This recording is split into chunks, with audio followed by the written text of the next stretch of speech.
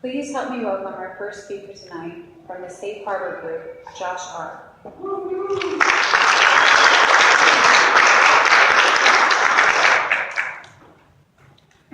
Josh, I'm an alcoholic. I get nervous speaking. All day I've got butterflies in my stomach, and when Carrie asked me to speak, thank you for asking me to speak.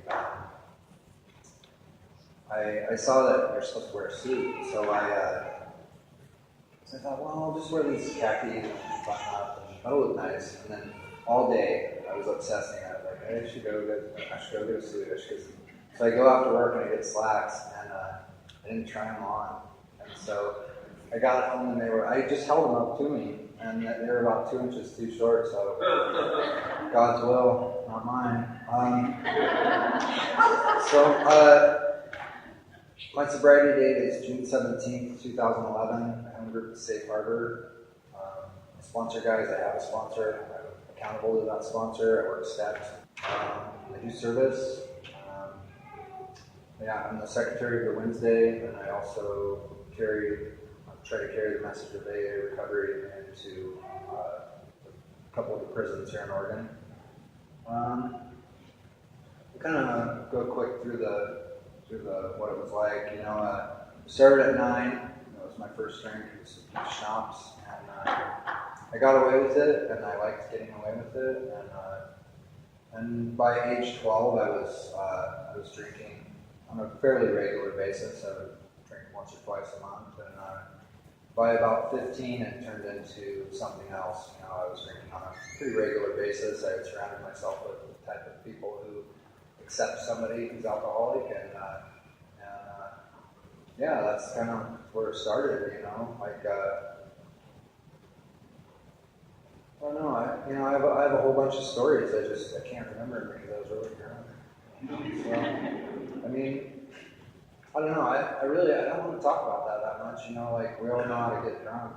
I was really bad at being a drunk. I failed at it miserably.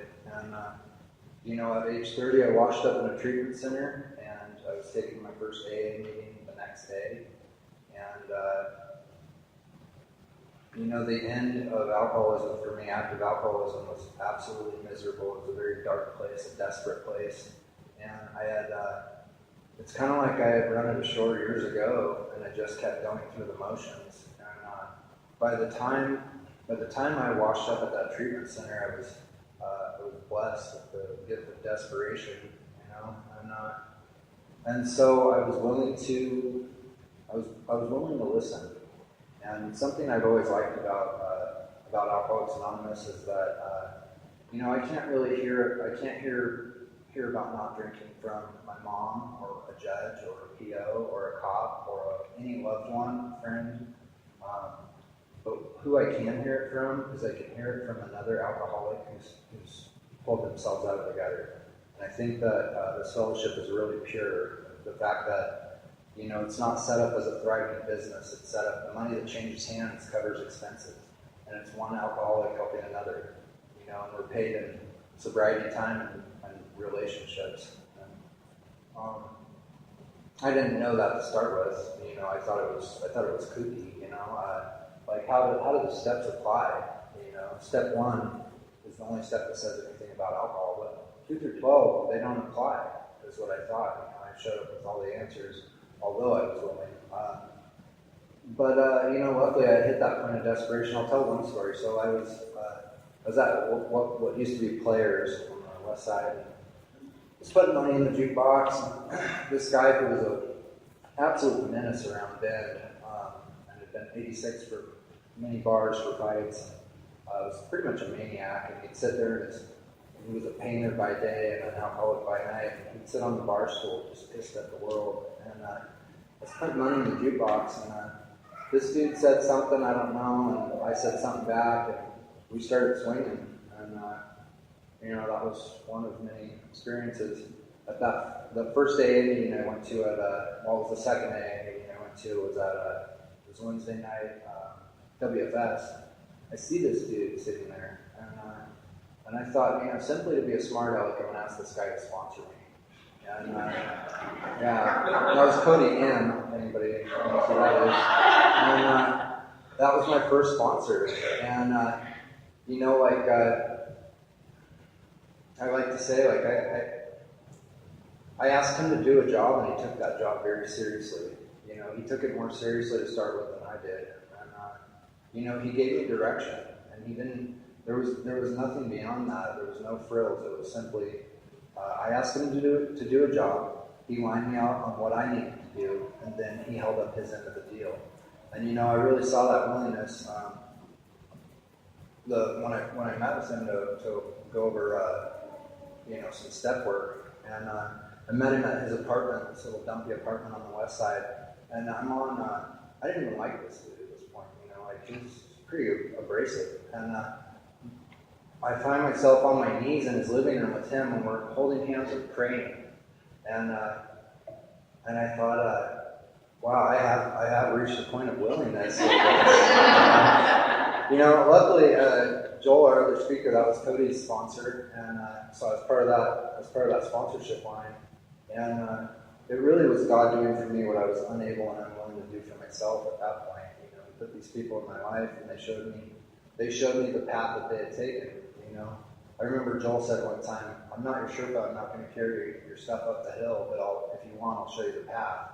And that kind of stuck with me. You know. So I'm going to talk a little bit about that sponsorship line just because it was really important my first year. You know, I didn't have any slacks to wear tonight. I have a lot of button-up shirts because that was a requirement of that sponsorship line, is that you wear button-up shirts.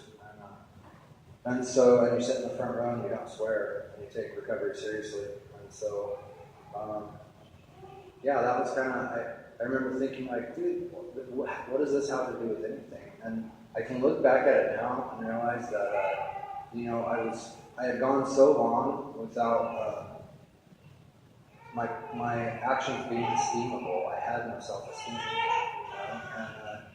And that gave me a sense of pride eventually. It didn't set in immediately, but you know, I still try to stick to the no swearing. You know, that's kind of stuck. Another thing, I mean, you know, these guys showed me how important sponsorship was. We were constantly going to men's retreats or over to the valley, and we were part of a bigger sponsorship line. I think it was the Northwest Recovery sponsorship line. And, you know, I learned a lot from those guys. I had a couple reservations once I started getting some time sober. I thought, if I'm ever diagnosed terminal, or my wife or mom dies, I'm going to probably drink. And I saw this guy in that sponsorship line, and he was diagnosed terminal after, you know, I'd known him for a year or so. And I watched how this man carried out the remainder of his life. He didn't get drunk, you know. He came over and said bye to some friends over in Central Oregon, and then he had one last meeting and took the assisted suicide. And then our monthly sponsorship line meeting was at the house that he lived at, and he gave all his tools away to a bunch of guys who were just getting sober, you know, after he was gone. And that, I don't know, it set an example, you know, and that's a lot of what I get out of sponsorship. Like, you know, I didn't get here because I knew the correct path. You know, I learned things the hard way, and I need somebody to show me. I needed somebody to show me how to properly stay drunk. I need somebody to show me how to properly stay sober. So, you know, recently I've gotten a lot of things in recovery. My wife went back to school several years ago, 5 years ago. She graduated last year on her sobriety day. I shared a sobriety day with my wife. And I found myself straddling two different areas. I was living in Klamath Falls on the weekend, and I was living here during the week. And so I was not involved. You know, I had no home group. I was going to meetings every now and then. And then when I was here in town renting a room, a lot of times my work would send me out to Eastern Oregon or wherever to work. And meetings just weren't a priority. And I kind of found that the less meetings I go to, the less I want to go to meetings. You know, it's I don't know. I started becoming miserable, and so I asked my buddy Chase. When I had 5 years sober, I told him what was going on, and he said, "Well, maybe you ought to consider doing 90 and 90 again." And I thought, 90? preposterous. I had 5 years. and he was speaking at an event this last New Year's, and so I had 6 years at that point. And I told him the same thing again. And he looks at me and says, maybe I would consider 90 and 90. I thought, okay, 90 and 90 it is. So, I took some personal responsibility for my recovery, and I did 90 and 90 at the beginning of New Year. And it gave me a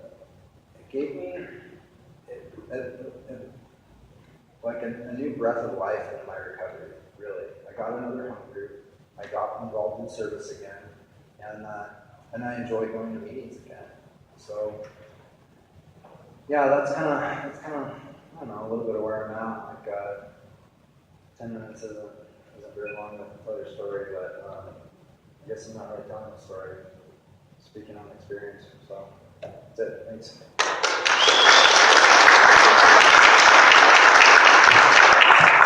Please join me in welcoming our main speaker tonight from the How at Noon in Portland, Joel S.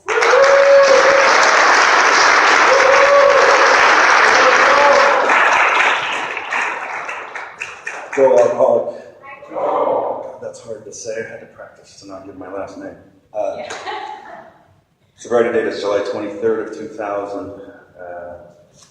I have a sponsor. I have a home group. I'm from the How at Noon group. My sponsor is Andy. And I'm here to tell a story of transformation, as a result of the program of Alcoholics Anonymous in my life. And the reason I needed it was because I started drinking at a very young age. I was dying to start. I, at some point, developed the wherewithal to see that when my parents had friends over, and their friends had sons, there was an ambiguous age that they got handed a beer. And I didn't know what it was, but I knew that was the moment you had arrived. You were one of them, and that was immediately attractive. I hated childhood. I wanted no part of children or childish things.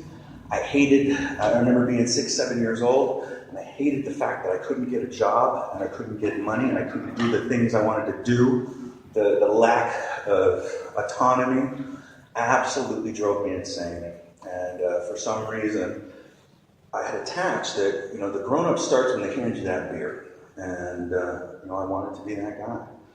And I was tired of waiting, so I decided to go get my own. And, started stealing little airline liquor bottles at 7 and 8 years old. Not drinking enough to get drunk, hated every minute of it. It would fill the airline bottle cap full of whiskey and that little tiny bit. But I knew there was something in there I wanted. I don't know what. I knew it was horrible, but it wasn't a hard no yet. So I got to figure this out. About 7th grade, my older brother decides he's going to get me and a friend drunk. We're having a sleepover. Shows me the simplest drinking game in the world. It's called Red Black. Take a deck of cards, 2 people on one side, big mug of beer, 2 straws. One person goes, red or black. You flip a card over. If they're right, the other person drinks. If they're wrong, you drink. And you get real drunk real fast, and I loved it. My friend was horribly sick.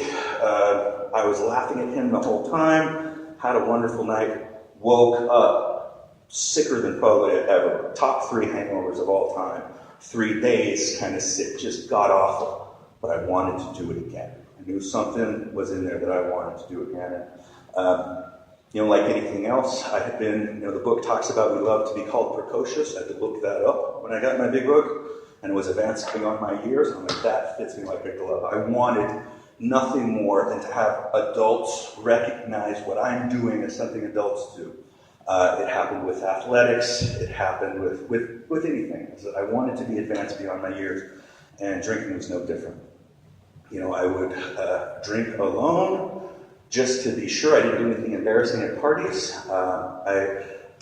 I've heard if you sit in meetings of Alcoholics Anonymous long enough, you will hear your whole story. I have not heard my whole story yet. In that I'm the only person I know that would sit at home alone with a funnel and a hose and quarts of Miller High Life, doing beer bongs, watching The Simpsons as some sort of practice. I got to get this down. I don't want it coming out of my nose at the party. And I was in training. I got where I was going. By the time I was 20 years old, I had married my high school sweetheart. We were voted cutest couple in our horrible last chance, juvenile, delinquent high school, and moved to Portland. I was, at this time, I started working in medicine. I was I was a nurse for animals, and had the opportunity to come train in emergency critical care in Portland. Again, wanting to be advanced beyond my years, nothing but a high school education. I was already being rapidly advanced. I'd basically been given a career in medicine. And then, again, I thought I had arrived. I get to be an adult, married my girl, and we ran off 1,000 miles away.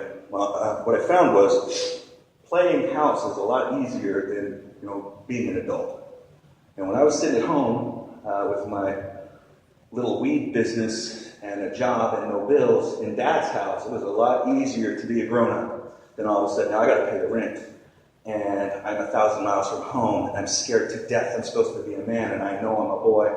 And, I knew it was all going to come crumbling down around me. And the only refuge I had was a bottle. And I climbed in the bottom of that bottle, and she hardly saw me again.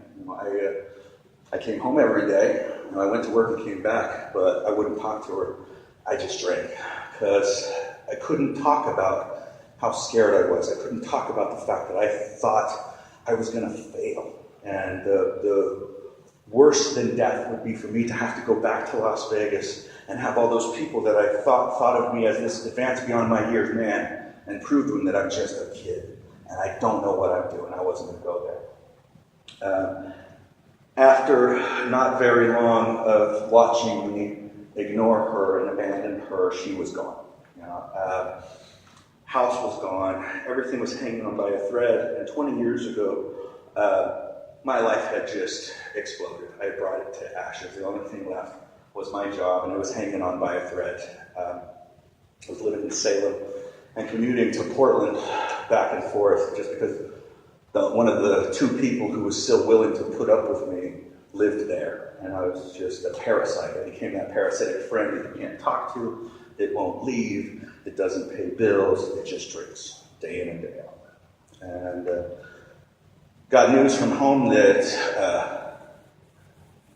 frightened and embarrassed me. Grown-up news. I'm a boy. Don't give me grown-up news. Don't tell me I'm going to be a father. Don't tell me that my covers are going to get pulled. And July 8th, 1998, my life was at it's one of its rhythmic low points that I had come to identify. It's that, I brought it all down on my head. It won't be too long. The job's fine. I'll be fine. I'll find another girl. Everything will be okay.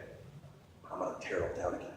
And I knew that. That night I knew that. It wasn't an emotional thought. It was a reality. I finally realized that I'm the critical link here. And I didn't want to play anymore. And I had been stockpiling medications my entire life in medicine. I knew, for years, working in veterinary medicine, I firmly came to believe in euthanasia. That when there's nothing left to life but suffering, opting out is a reasonable alternative. And at that moment, I knew there was nothing left in this life for me but suffering, and I opted out. And this has been my career for a number of years now. I knew what I was doing. I had profound pharmacological knowledge and a significant amount of medication. I took enough phenobarbital and drank 2 fits that were both over 100 proof that night, and I knew that I was done. First time I tried to kill myself, I was 8 years old, and immediately the same thing, overdose with pills, and immediately had a little bit of a freak out, told my dad, kind of got brushed under the carpet. This time I did not have that reaction. This time there was no fear. This time there was no, oh my God, what did you do? As I finally was able to lay down with a little bit of peace. And I was so pleased. Next thing I know, I'm vaguely being pulled around into a bathroom, and then I'm in the hospital and they're putting an IV in me, and I'm an ass, and I'm talking like, why are you putting a 20 gauge in me? I'd put that in a kidney. And it was a drunken, obnoxious tool that I was. And next thing they're shoving a hose down my throat, pumping me full of activated charcoal, and I'm in a paper gown, and I'm in the psych ward in Salem. That that One Flew Over the Cuckoo's Nest is written about. And this is my introduction. Here I am. This is less than a year from the time I left home, ready to take on the world. And that hospital quickly identified that I wasn't crazy, that I belonged in some sort of alcohol pendency program. Because even though I had a multitude of other symptoms available to me, alcohol is all I wanted. I would rather sell weed and go buy beer. Alcohol was my thing. And so they get me to Adventist Hospital in downtown Port Michigan, Salem to Portland. And what time am I supposed to stop? 9:50. Oh, perfect. So, get transferred to Salem, or to Portland at Adventist Hospital, and within a matter of minutes, they're loading us onto a bus to go to a meeting in Southeast Portland. And I get there, and the room is similar to this, only it was a basement, but about the same size, and those two things were on the wall above the speaker's head. And I walked in, I glanced at those, and I turned around and left. Because all I saw was God, God, God. And I was like, I had come to the clear realization that was a bunch of hokey bullshit, that wasn't for me. If this is a religion or faith-based thing, I'm going to need something that actually works. Thanks anyway. Had no idea where I was. I was, 10 seconds out of a psych ward and still in an Ativan haze. So I walked out in the parking lot and I just stood out there until they loaded us back in the bus and took us to treatment. Happily shared my disdain for anything spiritual while I was in that treatment center. And luckily it was fun. Just like now, I always work nights, so I tend to be up late. And the guys that were working there nights were AA guys that had sponsors, that did work, outside of the treatment center. And they never tried to push me. And they would constantly point me back to the chapter We Agnostics. And after about the 84th time I was told to do it, I had nothing, literally nothing else to do. I actually did it. And I grew up in Las Vegas, and there's always an angle, there's always a scam, and there's always somebody getting their cut. That's just the way my brain works. So I'm looking for the scam, I'm looking for the angle, and what I see, I'm looking to see where they're trying there. This is some sneaky religion that eventually they're going to jack in the box out, and they're going to get you. And what I found was every bit of my prejudice, every bit of what I thought this book was going to tell me, it didn't. It said, this is an idea, try it if you like. It was very open-handed.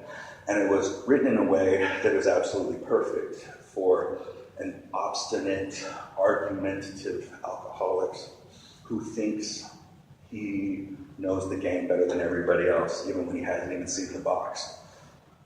And it slowly started chipping away at that concrete exterior I had.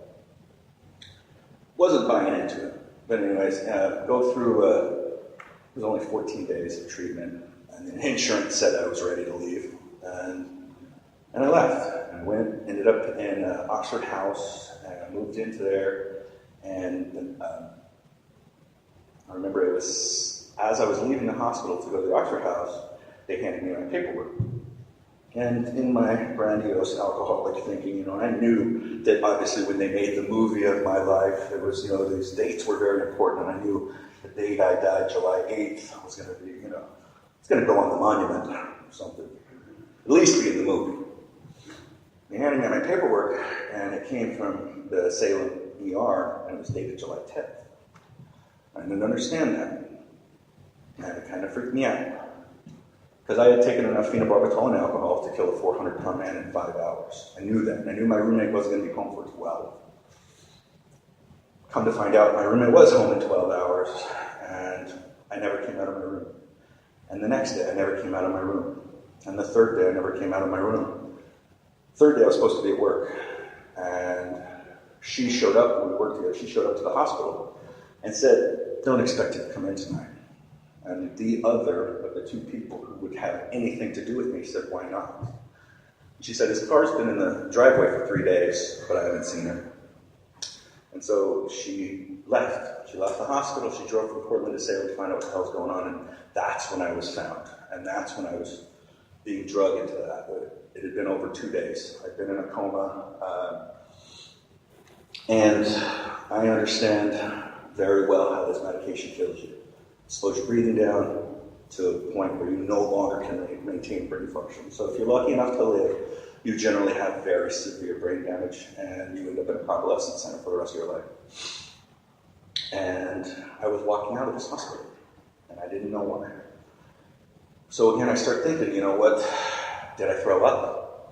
Well, no, I didn't, because when I left to interview for that Oxford house, when I came back to the hospital, if you leave the hospital and come back, they piss test you to make sure you didn't go get loaded while you were gone. And I still had so much phenobarbital in my system, their machines couldn't measure it. It was too high to detect. So I processed every bit of that medication.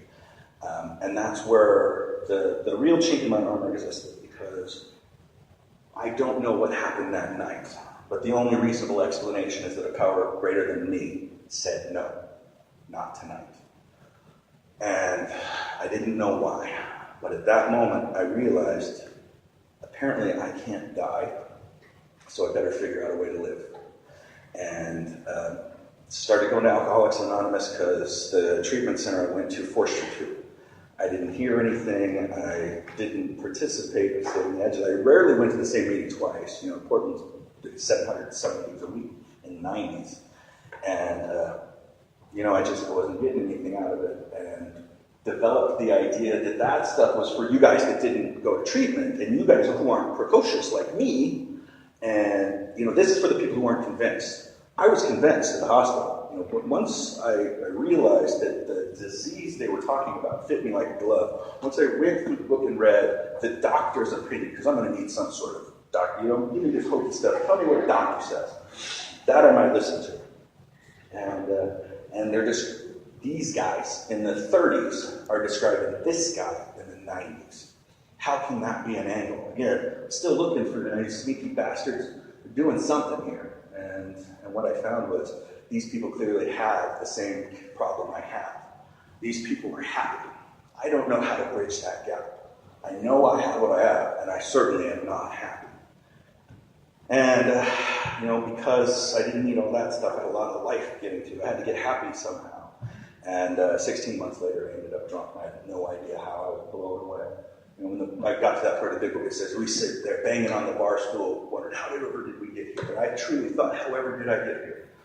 Well, I got there by not having a sponsor, not doing anything to stay sober other than not putting a drink to my mouth. And that insanity builds, you know, that insanity left alone with my own thoughts long enough.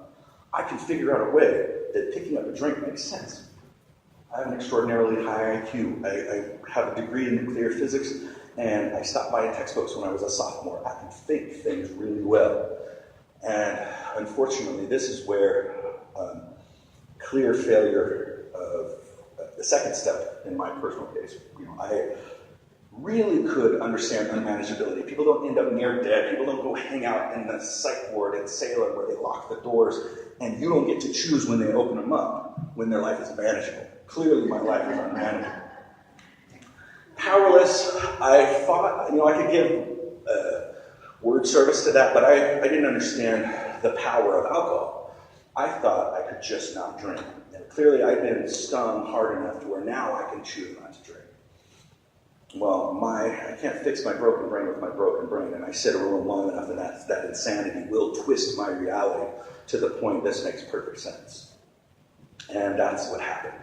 Is my reality had been twisted and manipulated to the point to where no matter how bad it had gotten, no matter how clear that evidence was 16 months ago, I could say things like, maybe it's just because she left.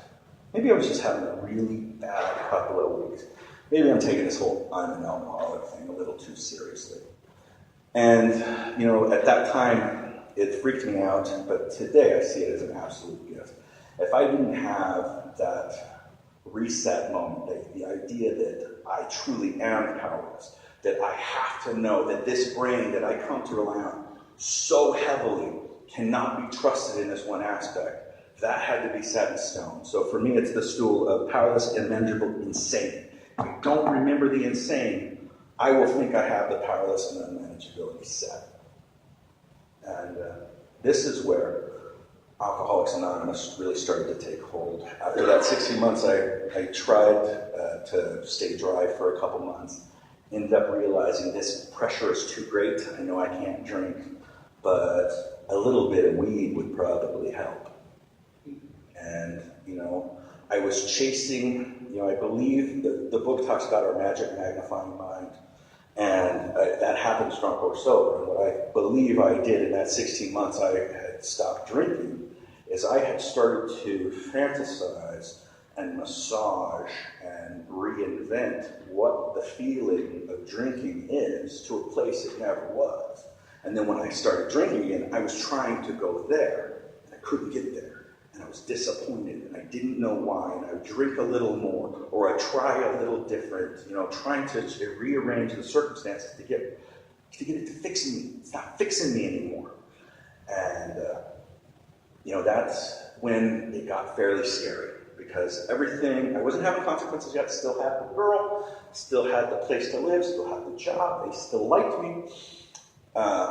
But I started doing things, my yets started coming true. I learned about yets in those little times, and I took my job very seriously.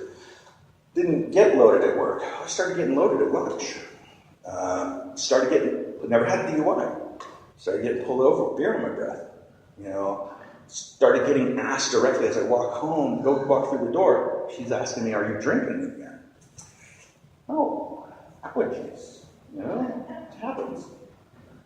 So it's there. Like, all of these consequences are right there. I'm not that far removed from where I was 16 months earlier. That it wouldn't take but one more straw, and I'm right back. Snot and tears, praying to die, pissed off I can't. I don't even have my big jug of freaking phenobarbital anymore. So it's not a good place for me to be. But I knew in that time the seed was planted. In that time, I knew how to find a big book. I knew where the Northwest Alano Club was. I knew what to do. And I knew that was exactly what I needed to do. And I admitted, it was in the middle of the night, I grabbed her hand and I told her I'd been drinking. And I went, as soon as I got off work, went to the Northwest Alano Club, 5 o'clock meeting, I got my 24-hour one. And I don't know what happened. It was about 10 days of just going to meetings and not knowing what to do next, other than how do I get to the next meeting. I don't even know if July 23rd is my sobriety date. I really don't, because all of my grandiose past, I always knew these dates are important because they're going to write the book. This time I was messed up, and I'm just holding on for dear life, and I didn't care what day it was, because I wasn't entirely certain that something had changed, that I was really going to stick. And so after about 10 days, I'm like, well, it was sometime around the 23rd. It's also my mom's birthday, so it should be easy to remember. So I called it. That has become my day. And anybody they used to say a lot of mean stuff when I got it 20 years ago. Like, if you can't remember your last drink, maybe you haven't had it yet. I can't remember my last drink. Drinking wasn't even the symptom that I experienced last. It doesn't matter. What I remember is the pain and suffering. What I remember is that alcohol doesn't work. Or what I remember is that all of those things I needed to fix, all that feeling I wanted to just relax, to just breathe, to just be okay. It doesn't do that anymore. I know better than that. It can't get me there. The lie is dead. And so I came into Alcoholics Anonymous and scared to death, and I knew a lot of people come and go. A lot of people do the revolving door thing. And I wanted nothing to do with them. I immediately glommed onto, if you don't have decades, leave me alone. And I sought out the guys that were always in my group, that always knew each other, and they were always hugging and kissing, and like, those are the dudes with decades. Like, that's what I want. I want to know what the guys who developed a life in Alcoholics Anonymous, what does that look like? Not how do you get 30 days, I don't care. And I did that. How do you stay sober? Now, getting sober is a piece of cake. Staying sober is a nightmare. And what I found was, it's all spelled out for me. And I am too egotistical, and I overthink things. I'm an analysis paralysis guy. I also knew when I got here, because the seed had been planted, I knew I needed a sponsor, and I needed one sooner than it would take for me to go pick one, find one, interview one, whatever the hell. And so I don't know where I got it, but I grabbed this guy, Chuck C., different one, who was always at my home group, who had 25 years, and I asked him, who do you think would be a good sponsor for me? I don't have time to wait. He handed me a phone number, and it was this car salesman with 3 years of sobriety. I'm like, are you kidding me? I need Clancy. Like, I need somebody, not a car salesman with 3 years. But I was willing. Like, none of those things crossed my teeth, and I don't know why. They were there, but they didn't get through my teeth, and I just showed up. And the beauty of it was this guy didn't have a lot of people to work with. And so he got a lot of time for me, and I was a needy dude who needed a lot of time. And I'm a firm believer in, if somebody really wants this thing, and you're their sponsor, you can't possibly stop them. You cannot possibly screw them up. And if they don't, there isn't a damn thing you can do to get them sober. And so, these moments of humility continued to build. And it did a lot of cool things that I hadn't planned. And the first thing it did was eliminate that idea that at some point, it's all going to be a cakewalk. At some point, I'm just, on my 20-year coin cruising through life. That's not the case. And so, step work, I also, 6 months sober, spend that first 6 months in Portland, going to every meeting I can, riding bikes, just dead serious, deadly serious. I have a laser-like focus and an obsessive personality. And when I decide I want to do something, look out, I'm doing it. And I decided I wanted to do AA, and I did everything I could. Anything my sponsor asked, it was done. Any service that was available, I did it. I averaged at least 10 meetings a week my first 4 years. And at 6 months sober, my girlfriend and I were emergency critical care specialists at that time in veterinary medicine, and they were opening an emergency animal hospital in Bend. And you need people who know what they're doing. You can't just promote people in. So they had to pay Portland wages to get us to move to Bend. And at that time, we were really outdoor. I was a bike guy. I was very obsessed with bicycles. And it was perfect. I had no reason to leave Portland, but I had no reason to stay. And we come here, we interview for the jobs, and I go to a couple meetings, and I am scared to death because these meetings aren't like my meetings. These people aren't like my people. I don't know what I'm going to do, but I know we're moving. I'm still kind of that horse with the blinders on. I just keep going where we're going. I was like, oh shit, we're going to this place, and the meetings aren't that great. My life depends on this. So I go to every meeting in Portland, and I collect every grapevine I can get, because damn it, I'm going, but I don't know how I'm going to get there. Okay. And luckily, when I got here, I started going to more meetings and expanding out and realized that we had an extraordinary, stellar AA. I was still trying to work with my sponsor in Portland, and distance isn't really good for me. I need people who, I feel guilty if I'm looking you in the face, but if I just have to call you, And so eventually got to the point where it was clear I needed a sponsor over here, and there were a lot of good guys to choose from. And what worked for me before was grab an old fart, ask that old fart, hey old fart, who would be a good sponsor for me? It takes me out of it, and it messes with their ego because they think you're asking them. And so I grabbed, oh my God, no, Matt Cummings sponsor, Cliff Benson. Cliff Benson was always at the 7 meeting. He's an old fart. He knows people. So I said, Cliff, who's my sponsor? Bruce Land. Like, fair enough. And so I went and asked Mailman Ed to be my sponsor. Nobody got that. And me and Mailman Ed, we have a lot in common, good friends, same home group. He's a mailman. I work in medicine. Our schedules never worked, ever. So after about 6 months of drunken and crazy and not getting anything done, I went and followed the advice and asked Bruce Land to be my sponsor and started working. And what Bruce is very much AA service. It's very much AA tradition. And as soon as he got me through the steps, we started getting into the traditions. And what I started to learn about was, I treasure this. I value Alcoholics Anonymous. I truly believe that it has saved my life. And I hold with almost obsessive fear the future of Alcoholics Anonymous, and it was critical for me to get to understand so I don't mess these things up. And the reality is, I violated every tradition we have in one way or another. And by gently having my hands slapped, and by lovingly being guided by the people who were before me, I was taught why we don't do that. I was taught what the problem is, and I was also taught that we wrote all this stuff down. It's readily available if you go looking for it. We don't have to reinvent the wheel. And, at that time in 2001 in Bend, the meetings were nothing. I mean, we probably had 12 or 14 a week. They were hardly any. And I went to all of them. The 7 a.m. and WFS were my two main groups. I wanted WFS to be my home group, but I was too sick to only have a home group that meets 3 days a week. And I can only get to 2 of them with my work schedule.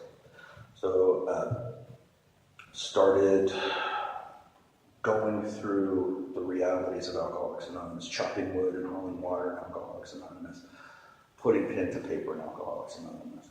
And it's not pleasant, but it was the one thing I was always missing. Worked with Bruce for a number of years before he had the opportunity to move to Mexico, and we know that distance isn't going to work well for me. And, again, about 7, 8 years sober, I had done the work, and my life was becoming amazing. I'd been given a full ride scholarship to go switch into human medicine and imaging. I was on my way to medical school, and the life Alcoholics Anonymous had given me had started to interfere a lot in the time I spent in Alcoholics Anonymous. And as that drift started to get further and further apart, it's like watching the grass grow. You don't notice it every day, but after about a year, there's a lot of grass. And ended up going to school, graduating, started working at a hospital up in Madras, ended up in a very small town with very small meetings and a complete lack of tradition-based meetings, and I couldn't handle it.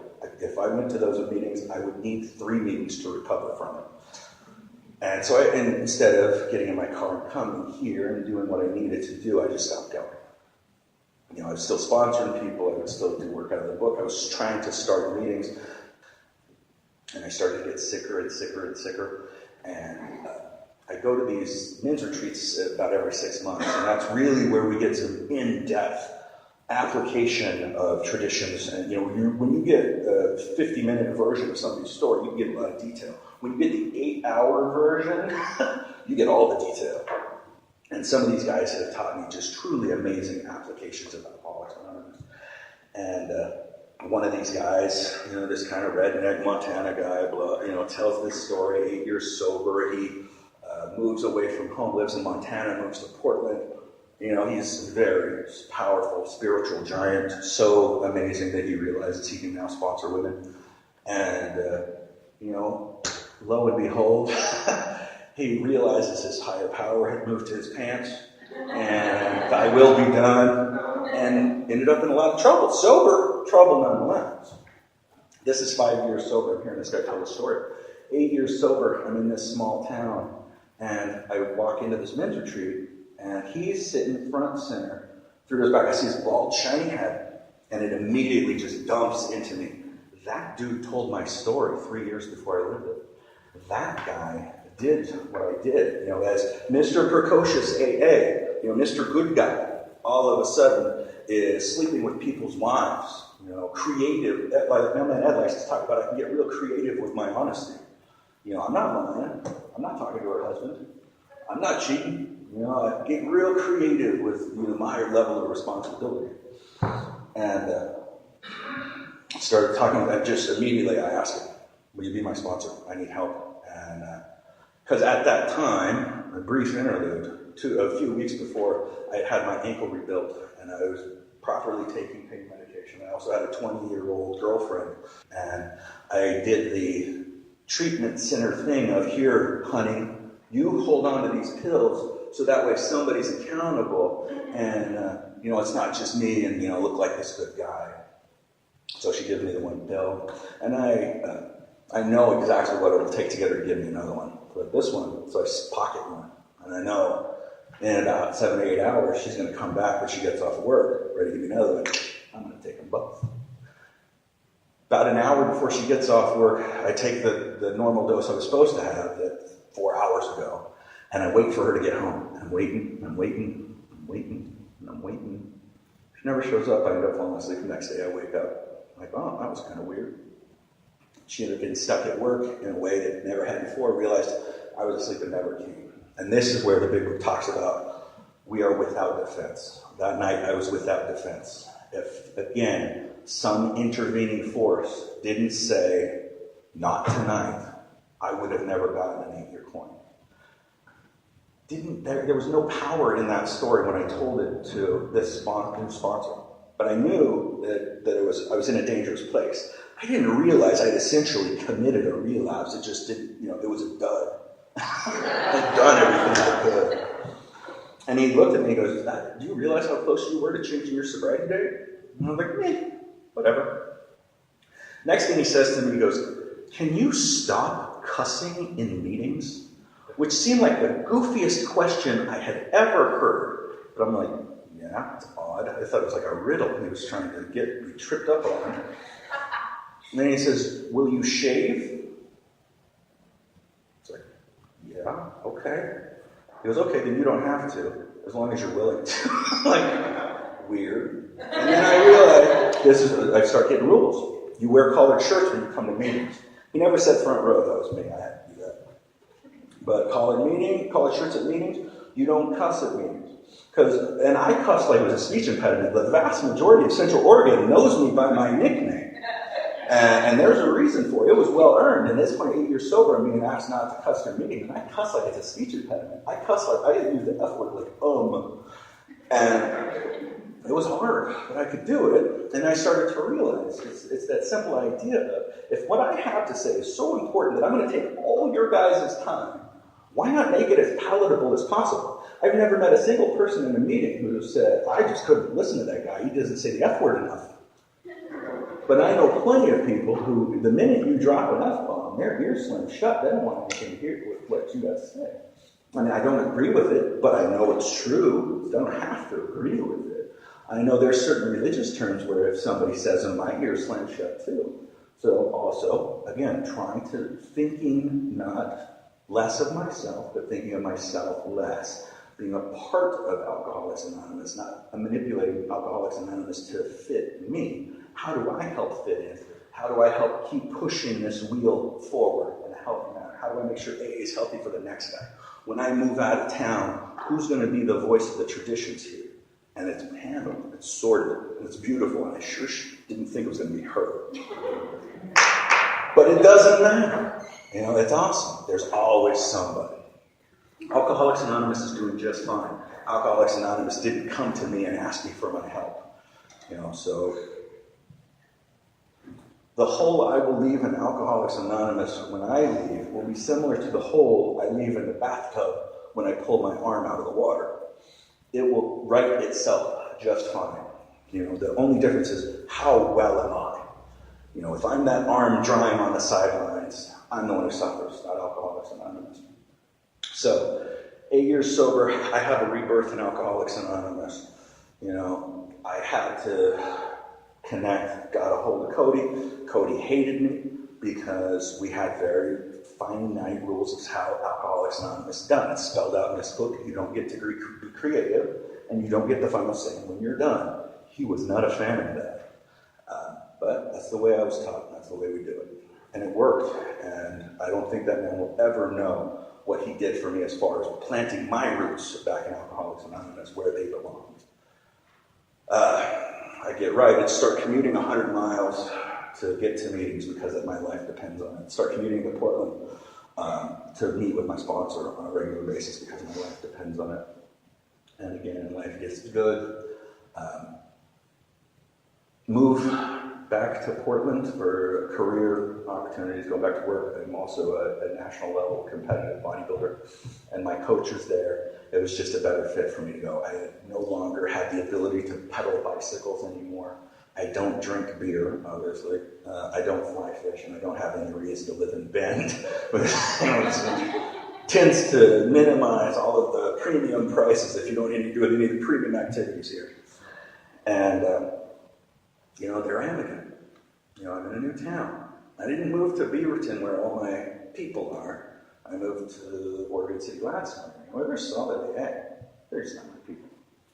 And it takes me a while to get connected because, there's a lot of, you get enough unhealthy alcoholics together in a group, you just get an unhealthy meeting. And there's plenty of unhealthy meetings. There's plenty of healthy ones if you go looking for them. It requires a little more effort. God forbid I put forth a little effort. And eventually I move at the speed of pain. And I get enough pain to set roots in a new group. I meet a phenomenon, see the old fart, and instead of messing with his ego, I just ask the old fart to sponsor me. That's a Nick Baker. He's just a lovely, wonderful man. Deeply entrenched in Alcoholics Anonymous. And life starts to get good. And I lose perspective. My level of perspective of how my life is running is directly related to how my meeting attendance is. And I, 2 years ago, come down with shingles. I've worked in medicine my whole life, 12 years in veterinary medicine, 10 years in humans, 10 years has been in medical imaging. We don't image shingles. Animals don't get shingles. I don't know anything about shingle. But I thought I was having a heart attack. I got left-sided chest pain. I work in the ER, so I just run in. I'm like, hey, throw a 12 lead. And everybody gets real serious when I ask them to do that. And, they circle the wagons and your heart's fine. Next day I'm there and it feels like there's a knife in my chest. I'm worried I'm having an aortic dissection. I have very high, I have reasonably high blood pressure, and my sports causes insane high blood pressure. Reasonable thought. Doctor looks at me and just laughs. He goes, you know too much. He goes, you wouldn't believe how many times I've known I had cancer. I'm like, calm down. Third day I wake up and I walk into my kitchen and Barbara sees the rash. That's shingles. And I go and grab the same physician and show me, like, whoa, yes it is, go take these. And I didn't know. I thought this was something that was just going to be a couple of months, a little bit annoying, no big deal. And at this point, it's been almost 2 years. I'm in pain constantly. It feels as if somebody has brushed me with acid across my body. And usually there's some sort of foreign object in my heart. Sometimes it feels like a drill. Sometimes it feels like a knife. But I'm constantly in an extraordinary amount of pain. And, part of this learning process is I wasn't willing to do, I have such fear of other symptoms of this disease that I was cautious, overly cautious, to the point I was a martyr, to the point where the two women who I mean the world to, both independently, told me that they would understand if I had to end my own life. That's how much I suffer on a daily basis. And it was one of the most loving things anyone had ever said to me. It was very powerful. But it also brought home the fact that this isn't life. This is not okay. I'm killing them and me by refusing to take care of myself. And so, the specifics of this is handled through my doctor. But today, my big book talks about, as sober members of Alcoholics Anonymous, we can do anything that normal people can do, including get sick, including get better. I've had to take drugs every day for over a year. I've not relapsed. I've never taken an inappropriate medication. And it's scary. It's scary, but the reality is not taking it was going to kill me. So I won't expand on that because it's outside of what matters here, but it does matter here. And if you guys, part of the reason I was able to reach out to people who had specific problems, I don't want to hear your advice. Part of the reason I glommed onto the people with decades is they have a lot of experience. Don't tell me your advice. Tell me what you've been through. Tell me what you did. And if you have anybody who's going through something like this and needs to talk to somebody with experience, give them my number. I will help. I will share that experience because it's abnormal, it's unpleasant, but it's possible. We can do anything. Cliff Benson taught me, no matter who dies, no matter how horrible it is, I have no excuse. He stayed sober through it. It might not be pretty, it might not be graceful, but he stayed sober through it. And today I have no excuse because I was here because I heard your stories, because you were willing to tell me. And today I'm just rowing the boat.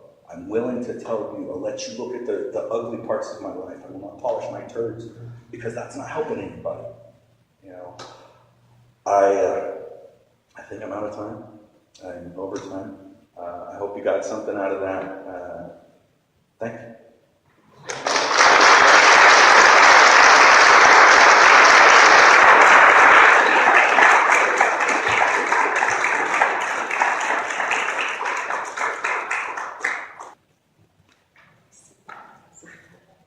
Hi, my name is Eva. I'm an alcoholic. And we have ceased fighting anything or anyone, even alcohol. For by this time sanity will have returned. We'll seldom be interested in liquor. If tempted, we recoil from it as from a hot flame. We react sanely and normally, and we will find that this has happened automatically. We will see that our new attitude towards liquor has been given us without any thought or effort on our part. It just comes. That is the miracle of it. We are not fighting it, neither are we avoiding temptation. We feel as though we have been placed in a position of neutrality, safe and protected. We have not even sworn off. Instead, the problem has been removed.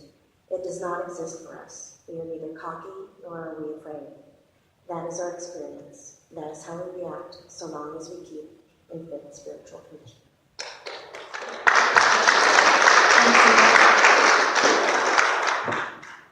This group suggests every newcomer acquire 3 things right away: a big book, a sponsor, and a home group. If you don't already have a home group, we would like to invite you to join Three Legacies. The business meeting is held on the first Monday each month. See one of us after the meeting if you need a big book, a sponsor, or a home group. Home group members, please raise your hands. I would like to thank tonight's speaker again. If you would like to personally thank the speaker, the line will form up front to the left of the podium directly following the close of the prayer. We will now close by joining hands and saying a prayer of the speaker's choice. Please, no chanting. God.